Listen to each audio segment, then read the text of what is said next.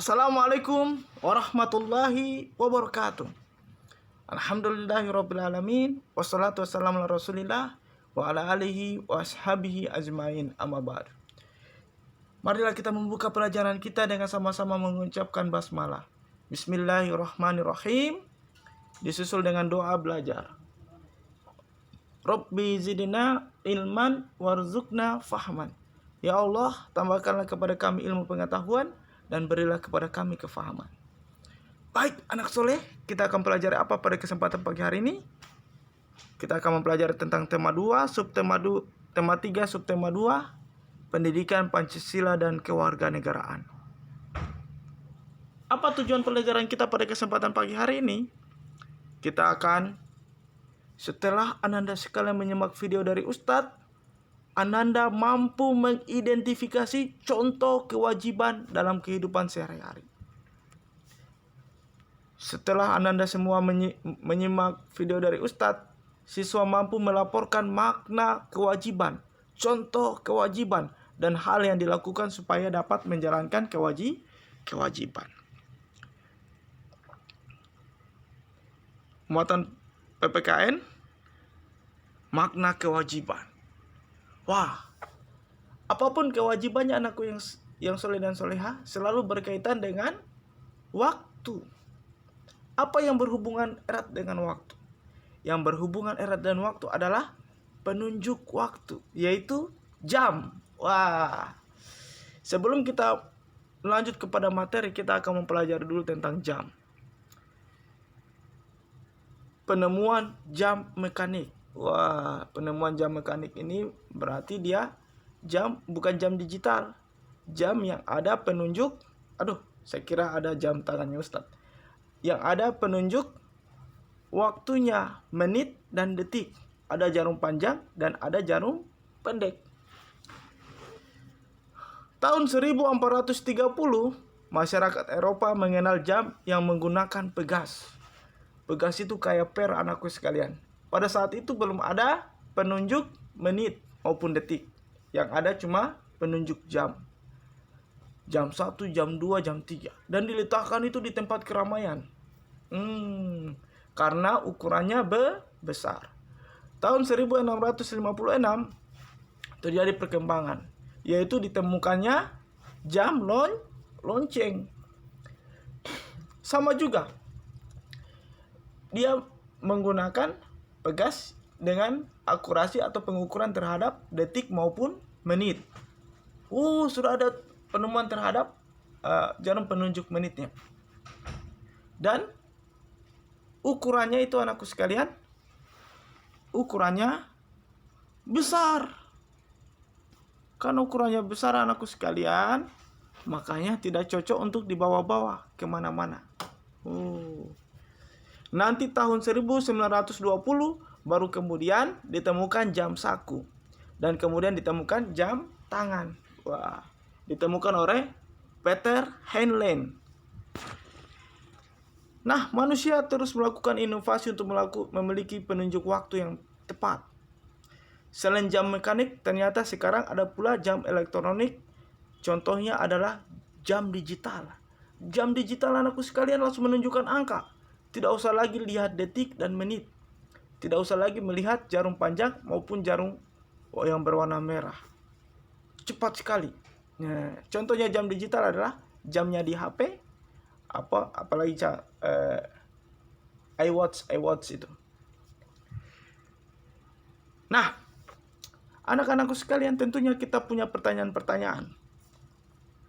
Kenapa kita punya pertanyaan-pertanyaan? Itu berarti bukti bahwa kalian kritis. Nah, kalau kalian tidak punya pertanyaan-pertanyaan, Ustadz akan ajarkan kalian menjadi jiwa kritis, yaitu membuat pertanyaan-pertanyaan. Pertanyaan pertama adalah, siapa penemu jam? Wah, kalian pasti akan bertanya-tanya. Ini jam tidak mungkin diciptakan begitu saja. Penemu jam tangan adalah, ini yang bisa dicatat. Penemu jam tangan adalah Peter Heinlein.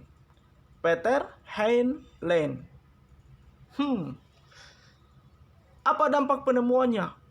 Banyak sekali anakku sekalian. Orang-orang bisa tepat waktu datang ke sekolah misalnya. Orang-orang tepat waktu datang kerja. Orang-orang dapat dengan tepat menentukan waktu secara lebih terperinci, detik maupun menit.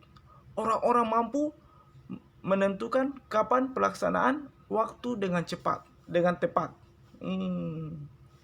Banyak sekali dampaknya. Jika tidak ditemukan jam, apa yang akan terjadi? Kita akan mengalami kesulitan. Orang-orang pasti tidak akan tepat waktu. Orang-orang pasti akan mengalami kesulitan dalam menentukan kapan, misalnya kapan waktu sholat dengan tepat. Ini sudah subuh kah atau masih malam? Tanya seseorang ini. Dia lihat langit gelap karena mendung. Kayaknya sudah sholat subuh. Padahal ternyata baru jam 2. Itu karena dia tidak mempunyai penunjuk jam. Sehingga dia bukan soal tentang telat, tapi mungkin dia terlalu cepat datang dan lain sebagainya. Kemudian apa lagi? Mengapa penemuan jam harus berkembang dari waktu ke waktu?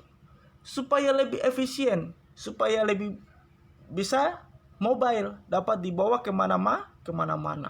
Dahulu anakku sekalian, jam itu hanya diletakkan di tempat umum. Kenapa diletakkan di tempat umum? Karena jamnya tidak bisa digeser-geser, besar. Sekarang alhamdulillah kita dapat membawa jam, entah di saku baju maupun di saku celana. Apa manfaat jam dalam kehidupan sehari-hari? Banyak sekali anakku sekalian.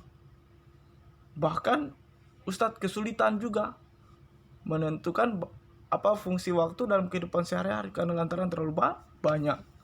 Kalau mau jelaskan satu-satu panjang. Maka oleh sebab itu tugas kalian adalah mencari tahu apa manfaat jam yang banyak itu dalam kehidupan sehari-hari. Oke. Nah, anakku sekalian, pada kesempatan hari ini kita akan mempelajari sebuah kisah yang menunjukkan tentang kedisiplinan waktu. Ada kisah ini judulnya Jam Membantu Siti Tepat Waktu. Jam membantu Siti tepat waktu. Dengarkan Ustadz, lalu kemudian Ustadz akan memberikan penugasan yang banyak karena materinya singkat. Jam membantu Siti tepat waktu. Siti selalu menggunakan jam untuk mengatur kegiatannya sehari-hari. Siti bangun pagi pukul 5. Setelah ibadah dan mandi, Siti sarapan pagi. Siti berangkat sekolah pukul 6.00. Siti berangkat sekolah dengan berjalan kaki karena jarak rumahnya yang tidak terlalu jauh. Siti menempuh perjalanan 20 menit. Bel masuk sekolah 6.45. Siti hampir tidak pernah terlambat untuk datang ke sekolah. Ia berusaha untuk disiplin datang tepat waktu ke sekolah. Siti pulang sekolah pukul 14.00. Ia langsung pulang ke rumah, tidak singgah-singgah main game. Sesampainya di rumah, Siti istirahat. Pukul 16.00 Siti mandi. Setelah ibadah dan makan malam, Siti pun belajar. Ia belajar pukul 19.00 sampai 20.30. Ia mengerjakan PR, mengerjakan tugas, belajar untuk materi esok hari, atau belajar untuk persiapan tes. Siti juga mengumpulkan tugas-tugasnya tepat waktu. Siti melakukan kegiatan sehari-harinya dengan teratur. Ia belajar menjadi pribadi yang disiplin terhadap waktu. Masya Allah. Anak-anakku sekalian, bagaimana Siti bisa disiplin terhadap waktu? Ternyata jawabannya karena Siti menggunakan alat ukur waktu. Dan dia selalu melaksanakannya itu sesuai dengan jadwalnya masing-masing. Sehingga Siti tidak pernah terlambat datang ke sekolah, tidak pernah terlambat mengumpulkan tugas, dan tentunya dia tidak pernah terlambat beribadah. Kecuali sholat subuh ya, dia sholat jam 5. Nah, anak-anakku sekalian yang soleh dan soleha, berarti kita masuk pada hal yang terakhir, yaitu pemberian tugas. Tadi sudah kita mempelajari tentang jam yang berkaitan dengan kedisiplinan. Lalu kemudian kita mempelajari tentang cerita tentang Siti. Maka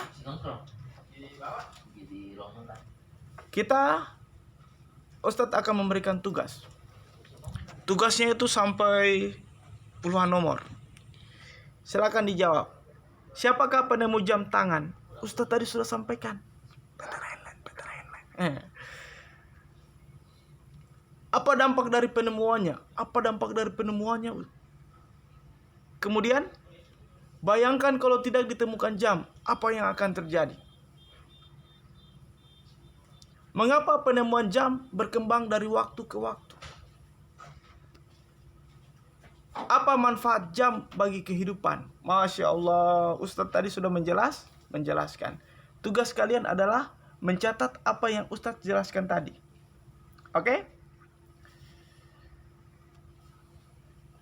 Untuk menjawab pertanyaan nomor 6-11, bacalah bacaan jam membantu Siti tepat waktu.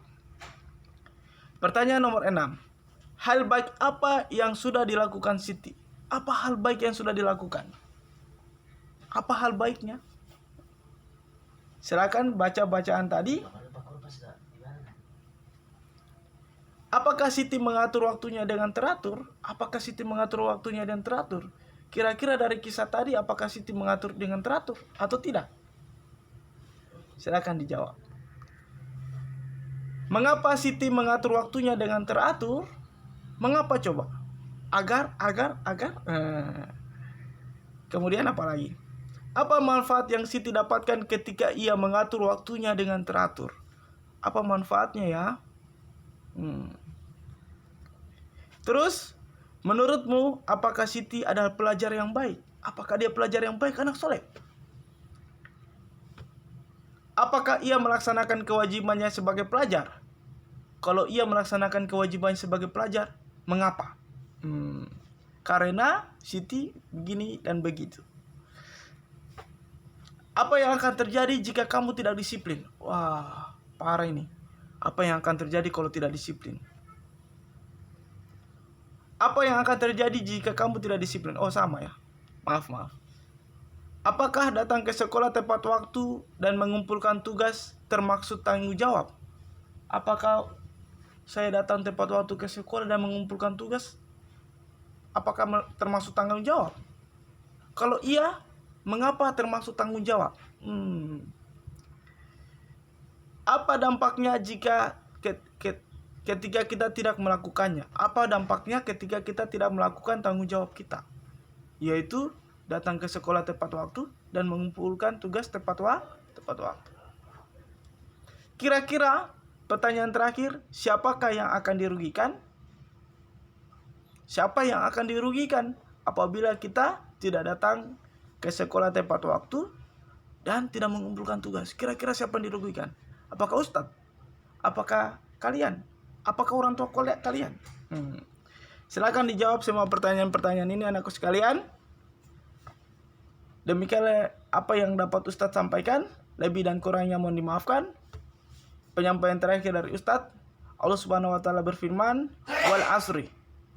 Innal insana lafi khusr illa alladziina aamanu wa 'amilus shalihati wa tawassaw bil haqq wa tawassaw bis sabr." Demi waktu, Allah berjanji demi waktu. Sesungguhnya semua manusia akan merugi, kecuali orang-orang yang beriman, yang saling menasihati dalam kebaikan dan selalu menasihati dalam kesabaran. Oke, anakku sekalian, ingat disiplin waktu, tepat waktu, dan selalu mengerjakan tepat pada waktunya. Assalamualaikum warahmatullahi wabarakatuh.